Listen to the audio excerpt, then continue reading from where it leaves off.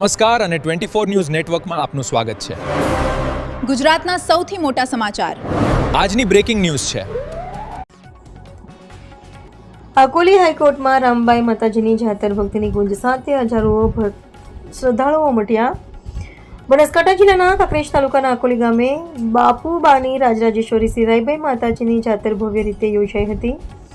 ચૈત્ર અને વૈશાખ મહિનાની પરંપરા મુજબ માતાજીની પૂજા અર્ચના આરતી સાથે આ ધાર્મિક આયોજન કરવામાં આવ્યું હતું.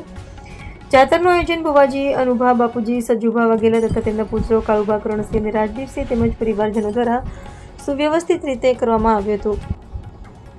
કાર્યક્રમ દરમિયાન ભોજન પ્રસાદ ચા પાણી અને નાસ્તાની સુંદર વ્યવસ્થા કરવામાં આવી હતી. આ પ્રસંગે અમદાવાદ મહેસાણા પાટણ સહિત બનાસકાંઠા જિલ્લાના વિવિધ વિસ્તારોમાંથી મોટી સંખ્યામાં શ્રદ્ધાળુઓ અને ભક્તો દર્શનાર્થે ઉપસ્થિત રહ્યા હતા. લોકમાન્યતા મુજબ રામબાઈ માતાજી અકોલી હાઈકોર્ટ તરીકે ઓળખાય છે, જ્યાં ભક્તો પોતાની બાધા પૂરી કરવા અને આશીર્વાદ મેળવવા આવે છે. અનેક ભક્તોએ સંતાન પ્રાપ્તિ અને બીમારીઓમાંથી રાહત મળ્યાની માનતાઓ વ્યક્ત કરી હતી. ભુવાજી અનુભા વાઘેલાએ સંદેશ આપ્યો કે દવા અને દુવા બંને જરૂરી છે, પરંતુ અંધશ્રદ્ધાથી દૂર રહેવું જોઈએ. કાર્યક્રમ દરમિયાન રેંગડી કલાકારો ટીનાભાઈ દેસાઈ, કિરણ દેસાઈ તેમજ ભાંડુ ગામની ચામુંડા સાઉન્ડ સિસ્ટમ અને વિરત મ્યુઝિકલ ગ્રુપે સંગીતમય કાર્યક્રમો રજૂ કરી જાતર હાજર જનમેદનીને મંત્રમુગ્ધ કરી દીધી હતી.